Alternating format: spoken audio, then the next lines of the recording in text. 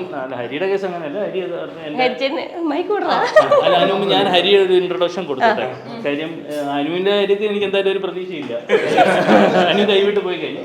ഹരി എൻ്റെ പണ്ട് തൊട്ടേ ഉള്ള സുഹൃത്താണ്. ഞങ്ങൾക്കൊരു 2005 മുതൽ ഞാൻ ഹരി ഒരുമിച്ച് ജോലി തുടങ്ങി അങ്ങനെ പൊയ്ക്കൊണ്ടിരിക്കുമായിരുന്നു. എന്നിട്ട് കുറച്ച് നാൾ കഴിഞ്ഞ് ഹരി വേറൊരു വഴിക്ക് പോയി, ഞാൻ വേറൊരു വഴിക്ക് പോയി. അവസാനം എന്തായാലും ഞാനൊരു ബിസിനസ് തുടങ്ങിയ സമയത്ത് ഹരി ആ ബിസിനസ് കൂട്ടി കേട്ടോ. അപ്പോൾ ആ സമയത്ത് ഹരി കാര്യങ്ങളൊക്കെ നോക്കാനും നടത്താനും വേണ്ടി കൂടിയാണ്. ആ ബിസിനസ് കൂട്ടിയ സമയത്ത് പിന്നെ ഹരി ഇപ്പോൾ ഈ വീഡിയോയിലോട്ട് കയറ്റി. അപ്പോഴാണ് ഞങ്ങൾ അറിയുന്നത് ഹരിയുടെ ഉള്ളിലൊരു പിന്നെ ഇപ്പോൾ ഫിലിം സ്റ്റാറാണ്. പടങ്ങൾ ഇപ്പോൾ ഇനി ഒരു പടം ഏതാണ് അപൂർവം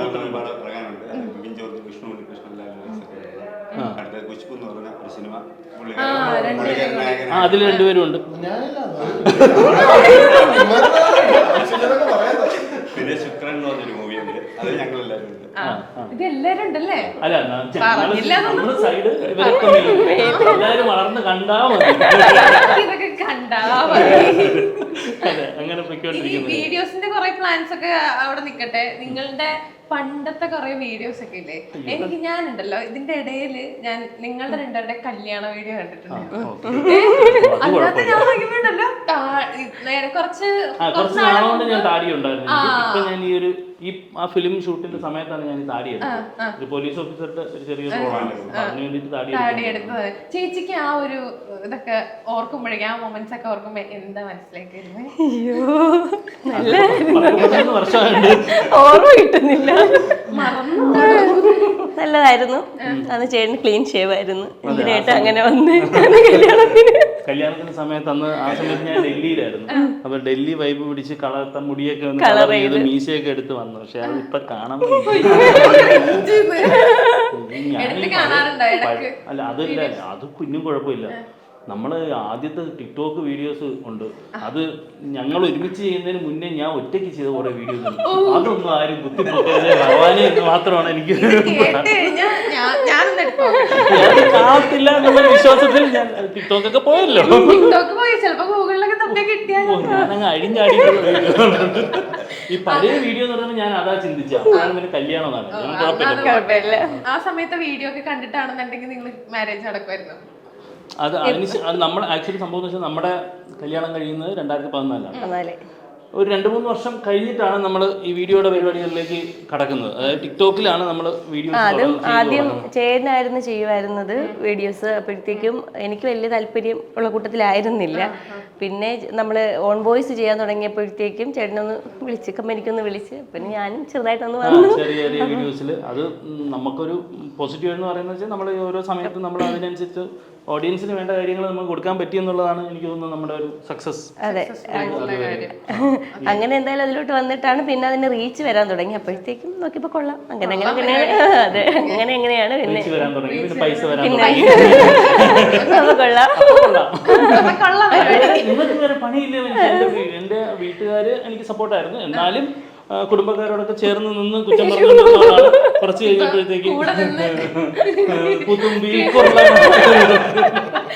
ഇപ്പൊ നിങ്ങളുടെ വീഡിയോസ് ഒക്കെ ഭയങ്കരമായിട്ട് റീച്ച് ആവാൻ തുടങ്ങിയതിന് ശേഷം നിങ്ങളുടെ ആ ഒരു വീഡിയോസിന്റെ ക്വാളിറ്റി നിങ്ങൾ എത്രത്തോളം ഇമ്പ്രൂവ് ആക്കാനായിട്ട് ശ്രമിച്ചിട്ടുണ്ട്? എന്തായാലും ശ്രമിച്ചിട്ടുണ്ടാവും. അതെ, അല്ല ഇത് ഞാൻ പറഞ്ഞില്ല, നമ്മൾ സ്റ്റെപ്പ് ബൈ സ്റ്റെപ്പ് ആയിട്ടാണ് നമ്മൾ വന്നുകൊണ്ടിരുന്നത്. നേരത്തെ ഞാൻ പറഞ്ഞായിരുന്നു. ഇപ്പോൾ ഞങ്ങളുടെ ഒരു സക്സസ് എന്ന് പറയുന്നത് ഓഡിയൻസിന് വേണ്ട സാധനങ്ങൾ നമുക്ക് അതേ രീതിയിൽ നമുക്ക് കൊടുക്കാൻ പറ്റി എന്നുള്ളതാണ്.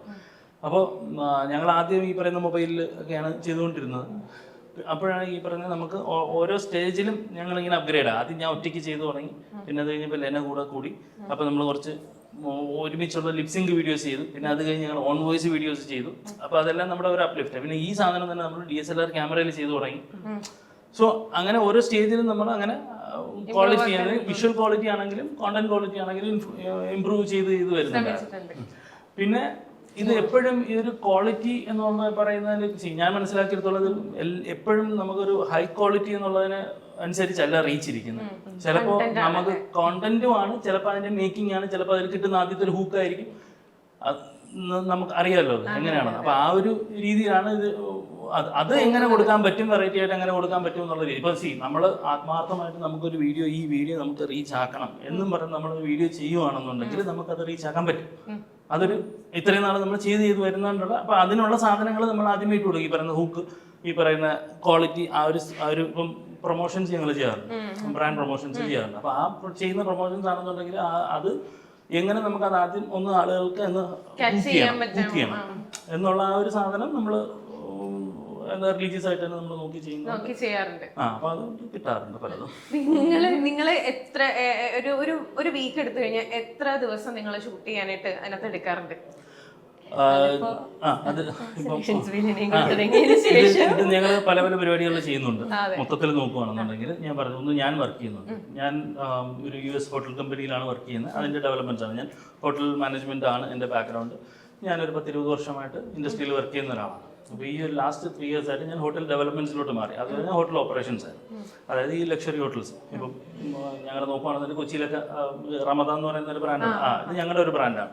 അങ്ങനെ 10-25 ബ്രാൻഡ്സുള്ള വിന്ദോ എന്ന് പറയുന്ന വലിയൊരു കമ്പനിയാണ് ഞാൻ വർക്ക് ചെയ്യുന്നത്. അപ്പം എനിക്ക് മൺഡേ ടു ഫ്രൈഡേ ഞാൻ എൻ്റെ ജോലിയായിട്ട് ബിസിയാണ്. കൂടുതലും ട്രാവലാണ്, എപ്പോഴും യാത്രകളായിരിക്കും എനിക്ക്. അപ്പോൾ അതും ബേസ് ചെയ്തിട്ട് ഞാൻ പലപ്പോഴും മൺഡേ ടു ഫ്രൈഡേ ഷൂട്ടിൽ ഉണ്ടാവാറില്ല. സാറ്റർഡേ സൺഡേ ആണ് ഞങ്ങളുടെ ഷൂട്ട് ഡേയ്സ് വരുന്നത്. മൺഡേ ടു ഫ്രൈഡേ സെലക്ഷൻസ് മെയിനാന്ന് പറഞ്ഞിട്ട് മെയിനായിട്ട് ഒരു ഓൺലൈൻ ബുട്ടിങ്ങിൻ്റെ പരിപാടിയുണ്ട്. പിന്നെ അങ്ങനെ കുറച്ച് അഫിലിയേറ്റഡ് മാർക്കറ്റിംഗ് അങ്ങനെയൊക്കെ കുറച്ച് പരിപാടികളൊക്കെ ഉള്ളതുകൊണ്ട് അവർക്ക് കഞ്ഞി ഓടിക്കാൻ വേണ്ടിയിട്ടുള്ള അങ്ങനെ ചെറിയ ചെറിയ വീഡിയോസ് ചെയ്യാറുണ്ട്. സാറ്റർഡേ സൺഡേ ഞങ്ങൾ മെയിനായിട്ട് നമ്മുടെ വീഡിയോസിന് വേണ്ടിയിട്ട് ഈ പറയുന്ന കോണ്ടന്റ് വീഡിയോ, ഷോർട്ട് വീഡിയോസ് ആവട്ടെ, അല്ലെന്നുണ്ടെങ്കിൽ സ്കെച്ച് വീഡിയോസ് ആവട്ടെ, അതിന് വേണ്ടിയിട്ട് പ്ലാൻ ചെയ്ത് ചെയ്യാറുണ്ട്. അഞ്ചേട്ടാ പറയൂ, എന്താ പറയാ, നിങ്ങള് ആരാണ് ഏറ്റവും കൂടുതൽ ടേക്ക് എടുത്തിട്ട് വീഡിയോസ് ടേക്ക് എടുക്കുന്നത്? ഞാൻ സത്യസന്ധമായിട്ട് പറയാം, ഞാനും എന്റെ പെങ്ങളുമാണ്. പക്ഷെ വേറെ കാര്യമുണ്ട്, നമ്മൾ ഏറ്റവും കൂടുതൽ ടേക്ക് എടുത്താലും എഡിറ്റ് ചെയ്ത് വരുമ്പോ നമ്മളെ പെർഫെക്റ്റ് ആയിരിക്കും. പക്ഷെ പെട്ടെന്ന് നേരത്തെ ഞാൻ പറയില്ല, എനിക്കിപ്പോ ധൈര്യമായിട്ട് പറയാൻ പറ്റും. പിന്നെ ചേട്ടനാണെങ്കിൽ ഒറ്റ ടേക്കിലൊക്കെ റെഡിയാക്കും, പുള്ളിക്കാരന് ഒറ്റ ടേക്കിലൊക്കെ. ഒരു കാര്യമില്ല, അവസാനം വരുമ്പോഴത്തേക്ക് രണ്ടുപേരും സ്കോർ ചെയ്തോണ്ട്. പിന്നെ വേറെ കേസുണ്ട്, അത് തുറന്ന് പറഞ്ഞാലേ പറ്റുള്ളൂ. നിഖിലേട്ടനാണെങ്കിൽ നമുക്ക്, എനിക്ക് ഒരു ആക്ടറിനെ കാട്ടി പുള്ളിക്കാരൻ ഒരു ഡയറക്ടറിനെ പോലെയാണ് എനിക്ക് തോന്നുന്നത്. ഇങ്ങനെ പറഞ്ഞു പറഞ്ഞാൽ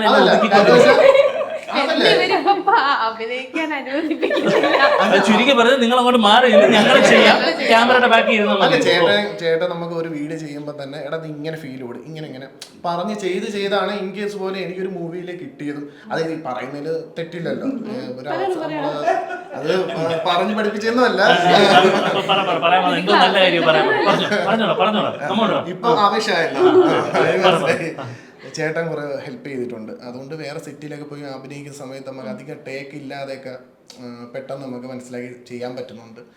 അതില് നല്ലൊരു സന്തോഷമുണ്ട്.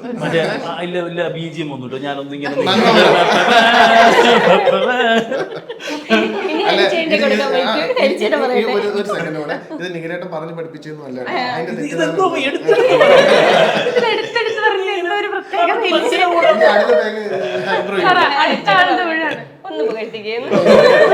രണ്ട് വാക്ക് നിഖിൽ ചേട്ടനെ പറ്റി പറയാൻ പറഞ്ഞാൽ